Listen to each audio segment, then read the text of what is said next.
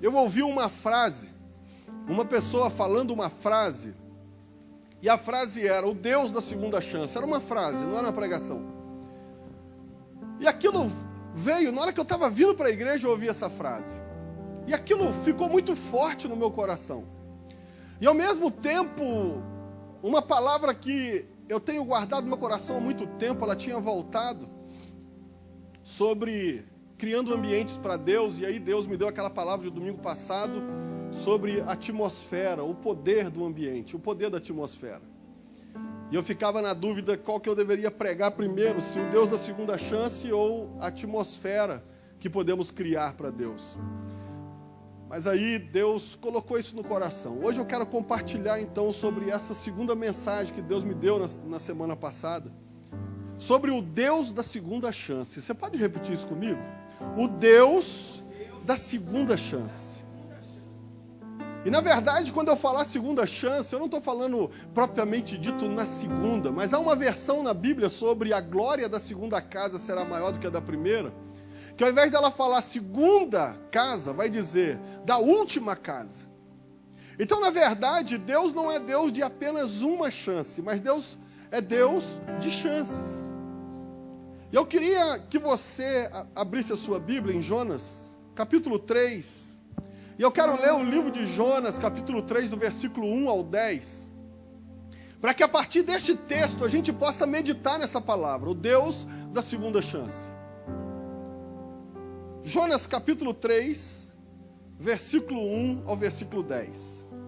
Eu anotei algumas coisas aqui preciosas que eu não queria esquecer. Jonas 3, versículo 1 ao 10 vai dizer: e veio a palavra do Senhor segunda vez a Jonas, dizendo. Veja que Jonas vai ouvir a mesma palavra pela segunda vez. Aí ele diz: levanta-te e vai à grande cidade de Nínive, e lhe proclama a mensagem que eu te ordeno. Levantou-se, pois, Jonas e foi a Nínive, segundo a palavra do Senhor. Ora, Nínive era uma grande cidade de 3 dias de jornada. E começou Jonas a entrar pela cidade, fazendo a jornada de um dia. E clamava dizendo: ainda 40 dias e Nínive será subvertida. E os homens de Nínive creram em Deus e proclamaram um jejum e vestiram-se de saco desde o maior deles até o menor. A notícia chegou também ao rei de Nínive, e ele se levantou do seu trono e, despindo-se do seu manto e cobrindo-se de saco, sentou-se sobre cinzas e fez uma proclamação e a publicou em Nínive por decreto do rei e dos seus nobres, dizendo: não provem coisa alguma, nem homens, nem animais, nem bois, nem ovelhas, não comam nem bebam água, mas sejam cobertos de saco, tantos os homens como os animais, e clamem fortemente a Deus, e convertam-se cada um do seu mau caminho e da violência que há nas suas mãos. Quem sabe se voltará a Deus e se arrependerá e se apartará do furor da sua ira, de sorte que não pereçamos? Viu Deus o que fizeram, como se converteram do seu mau caminho, e Deus se arrependeu do mal que tinha dito lhes faria, e não o fez. Repita comigo: o Deus da segunda chance. Veja que Deus não vai avisar. Algumas coisas a gente precisa perceber numa palavra como essa. Deus manda Jonas avisar o povo de Nínive. Ele não foi ao rei de Nínive, ele foi ao povo de Nínive. E essa notícia chegou ao rei. E a Bíblia fala que Jonas ficou pregando esses dias, dizendo: o Senhor vai trazer destruição sobre Nínive. O Senhor vai trazer o mal, essa cidade vai se subverter. E entenda que, como a gente leu, não era uma pregação de arrependimento, era uma pregação de sentença.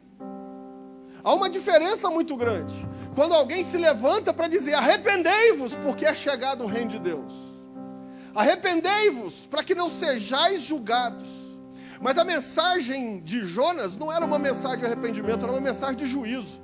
Ele chegou na cidade dizendo: essa cidade vai ser subvertida, vai ser destruída. E a Bíblia fala que houve uma reação do povo. Porque notícias ruins na nossa vida vão trazer dois tipos de reações.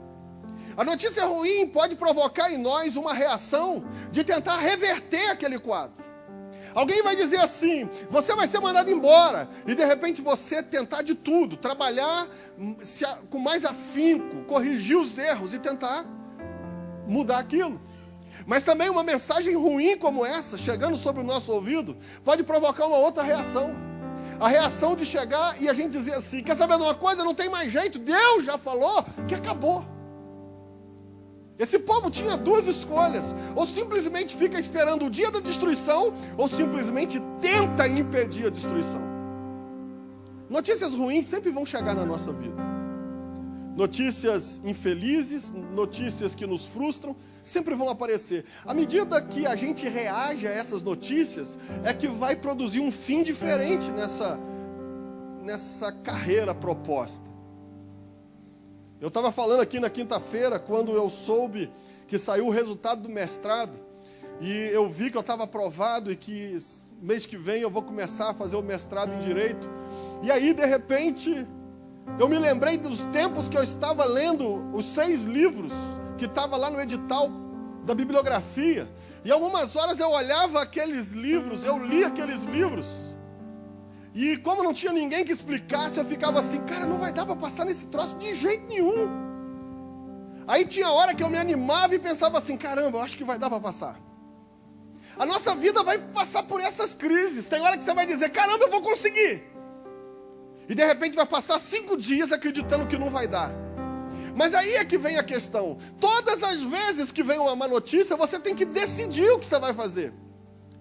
Se você vai olhar para aquela má notícia, encarar ela e dizer, acabou, ou você vai dizer, não, eu vou lutar até o fim. E o que Deus está te chamando é para você lutar até o fim, para que notícias ruins se transformem em boas notícias. E a gente olha para esse texto, a gente vai aprender um princípio que Deus usa, não só nesse texto, mas em vários textos, como o de Ezequias, quando o profeta vai dizer que ele vai morrer. É uma coisa que você precisa entender todas as vezes que Deus te der um sonho, que Deus usar uma pessoa para te falar, der uma revelação para alguém a respeito de algo ruim na sua vida, não é porque Ele está decretando o mal, é porque na verdade Ele está te dando uma chance de reagir e produzir um novo futuro. Deus conhece o presente e o futuro.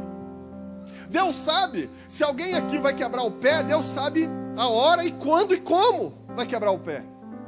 E se porventura Ele mostra isso de alguma maneira, é para que você tome cuidado para que não quebre. Você está entendendo isso?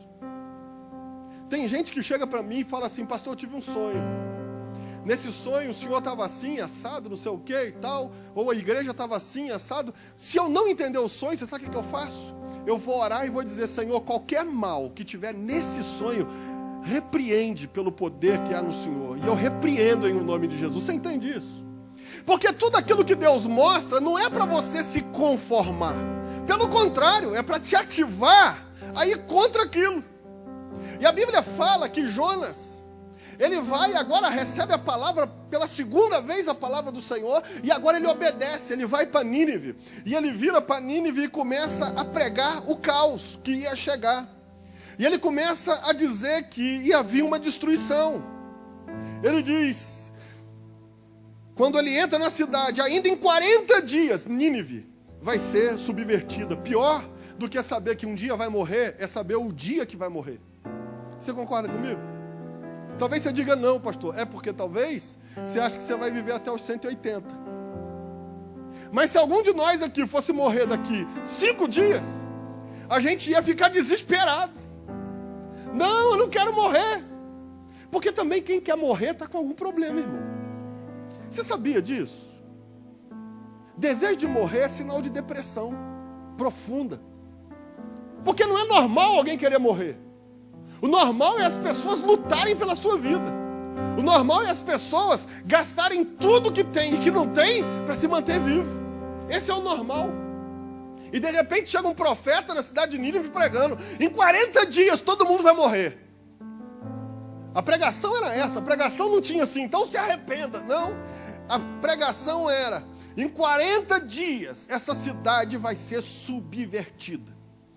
Mas quando o povo ouve isso, a Bíblia diz que os homens de Nínive acreditaram em Deus.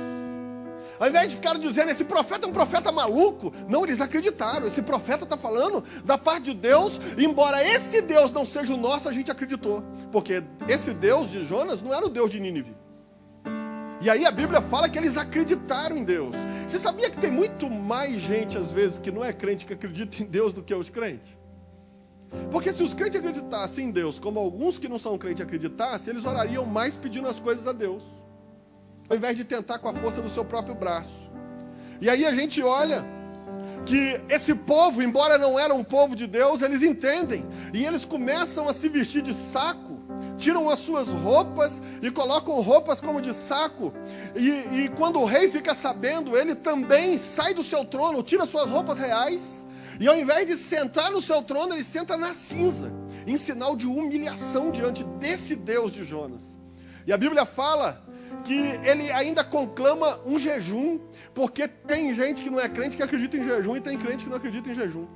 E aí ele conclama um jejum, para pedir a Deus que mudasse essa sentença. E de repente, como a Bíblia mostra, Deus vê essas atitudes todas, e a Bíblia fala que Deus não quer mais destruir Nínive. E Jonas sabia tanto que Deus era um Deus que dava chance. Olha só, o profeta sabia tanto que Deus é um Deus que dá chance, que quando a cidade é poupada, ele reclama com Deus e fala, por isso eu não queria pregar, porque eu sabia que esse povo podia se arrepender e o Senhor não ia destruí-lo. Por quê? Porque Jonas sabia que Deus é um Deus que dá novas chances.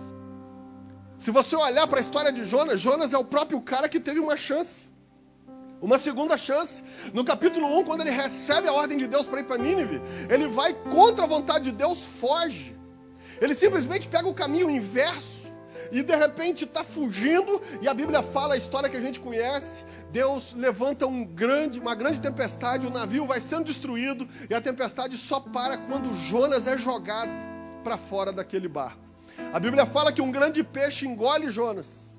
E nos seus últimos momentos, o capítulo 2 vai mostrar que Jonas se arrepende dos seus atos e faz uma oração a Deus. E nessa oração que ele faz a Deus, Deus dá uma chance para Jonas. A Bíblia diz que o peixe vomita Jonas numa praia, e aí Jonas vai cumprir a vontade de Deus, porque no capítulo 3 Deus fala a segunda vez com ele. Ou seja, Jonas sabia que Deus é um Deus que dá chances.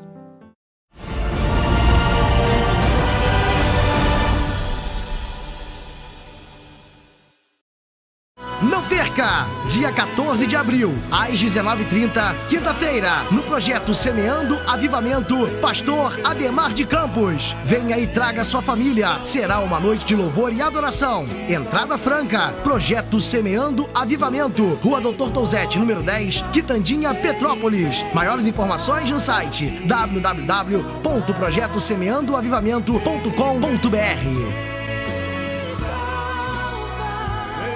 Já está disponível o mais novo lançamento do pastor Gerson Costa Filho, o livro Saindo do Cativeiro Financeiro. Neste livro, o pastor Gerson ensina princípios que irão ativar sua vida financeira, desbloqueando sua mente para um novo nível de conhecimento à luz da Bíblia. Adquira já o livro Saindo do Cativeiro Financeiro em nossa loja virtual www.petruseditora.com.br. Um lançamento da Petrus Editora.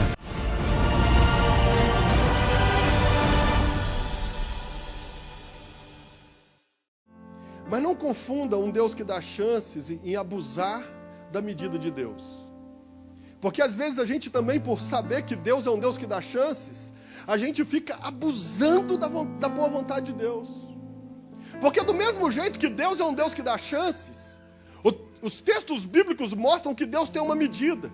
E aí ele vai dizer, a medida dos amorreus chegou ao limite. E ele leva juízo aos amorreus. A medida do povo tal chegou ao limite. Então, meu irmão, não use da chance que Deus dá para cumprir a medida e o limite de Deus. Mas quando a gente olha para esse texto, a gente vai ver que Deus é tão misericordioso, que antes dele dar chance ao povo de Nínive, ele dá chance para Jonas. Deus manda Jeremias, por exemplo, na casa do oleiro, E o oleiro pega aquele vaso, o vaso quebra.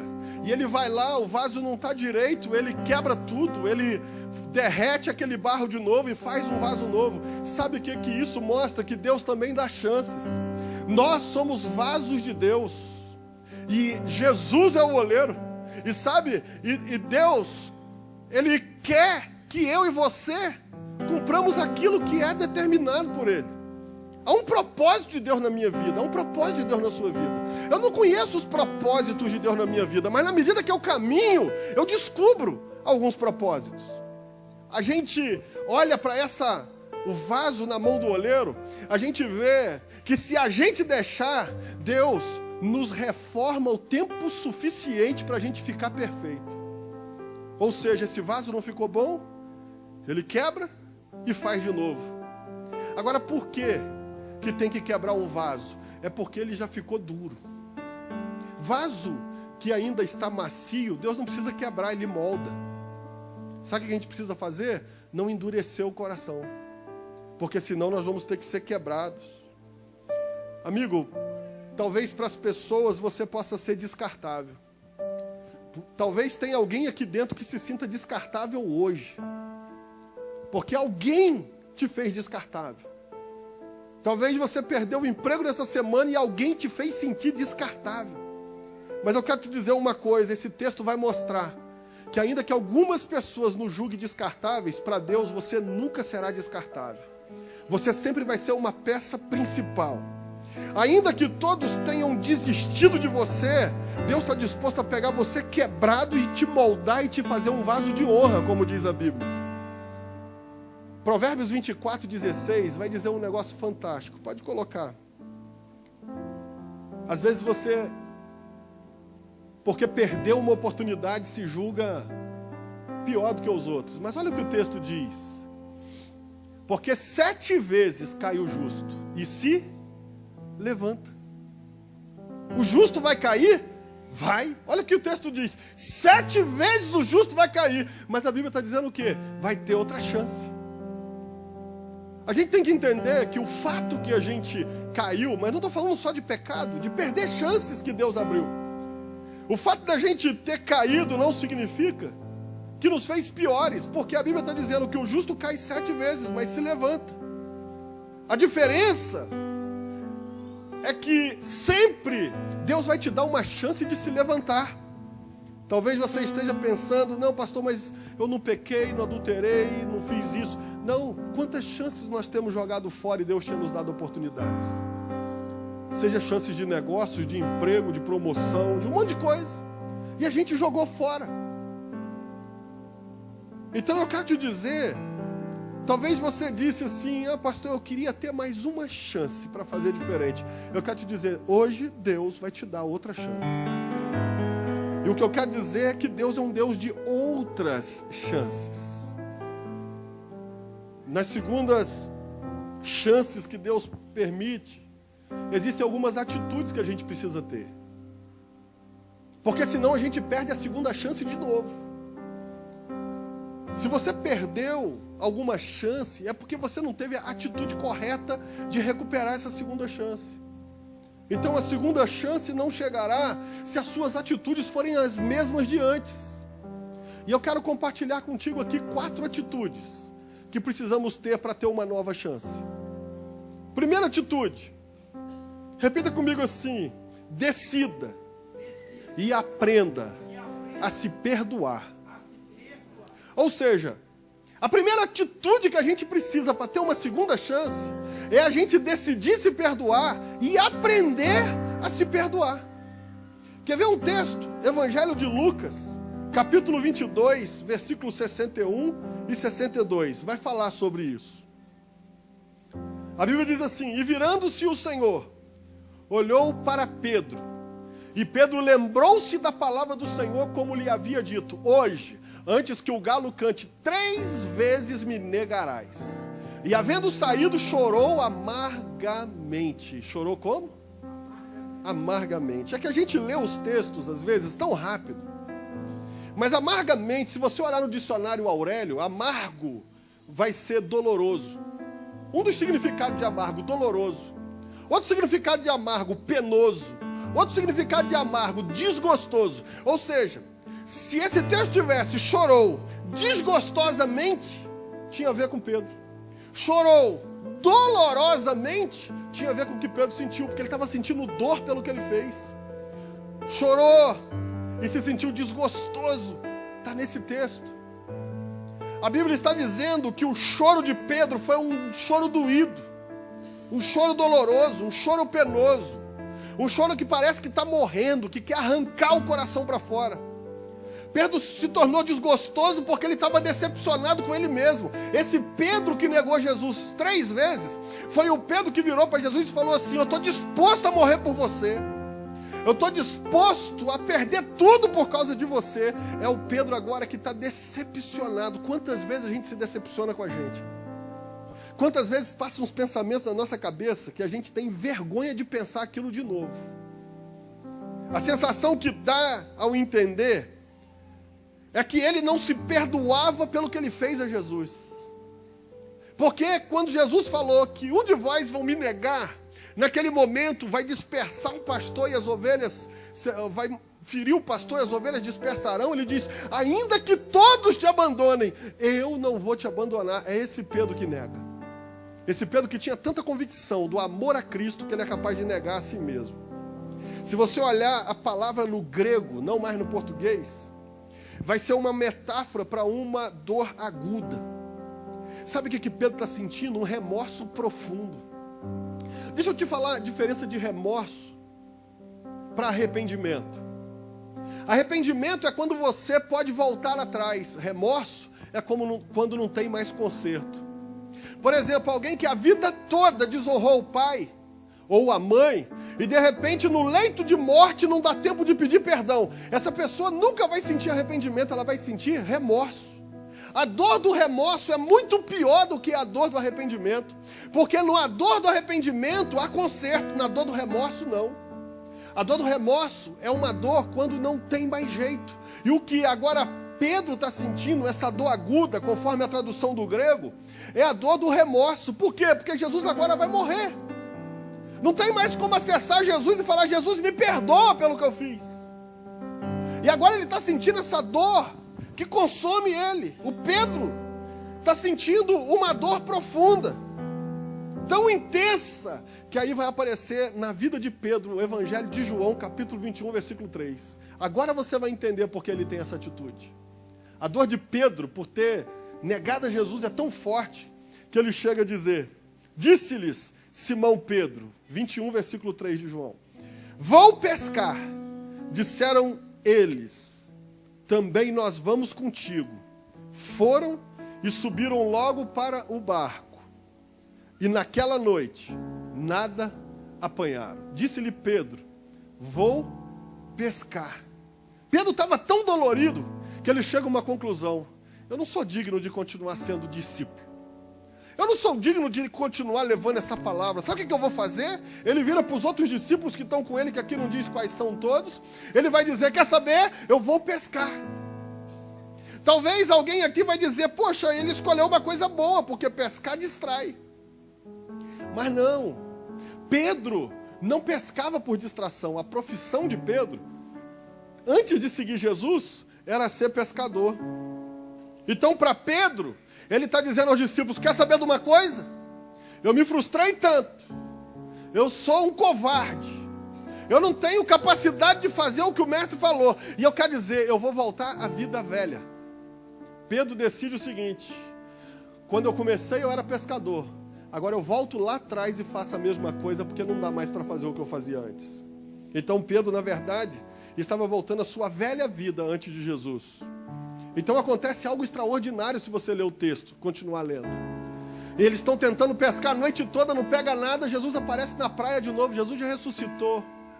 E aí o que acontece? De repente, Jesus grita da praia e diz assim: Pedro. Não, Pedro não, falou assim: por acaso tem peixe? Eles disseram: não conseguimos pescar nada. Aí Jesus fala assim: joga a rede para o lado direito. E a Bíblia diz que eles pegam 153 grandes peixes. Foi a segunda pesca milagrosa. A Bíblia fala que quando acontece isso, Pedro reconhece que é Jesus.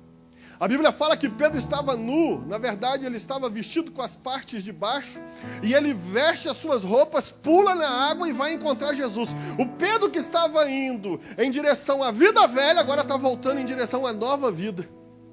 E ele nada até a praia, deixa os peixes no barco, deixa tudo para lá, porque ele consegue entender que a direção estava errada. A Bíblia fala que ele simplesmente volta. Quando algo sai errado, a primeira coisa que acontece na nossa vida, às vezes, é ir contra a direção certa. Porque saiu alguma coisa errada na vida de Pedro, ele vai tomar a direção errada.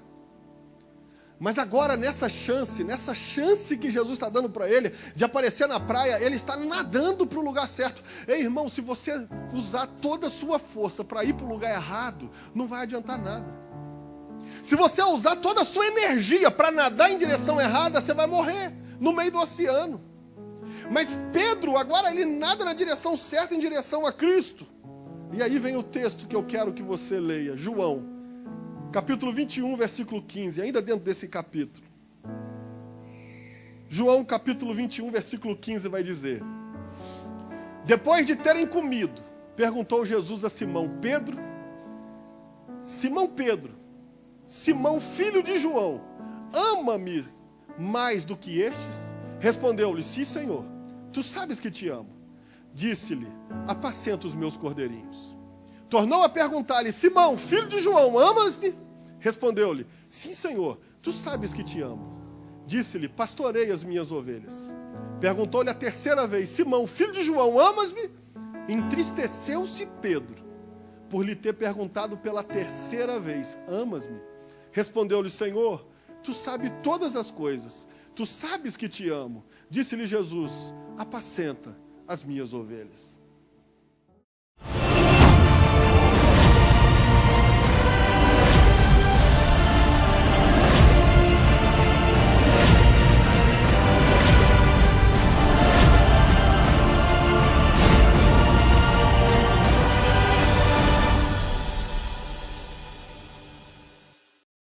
Em maio, a serra será incendiada pelo poder de Deus. Serra em Chamas 2016, no projeto Semeando Avivamento. Rua Doutor Donzetti, número 10, Quitandinha, Petrópolis. Aguarde!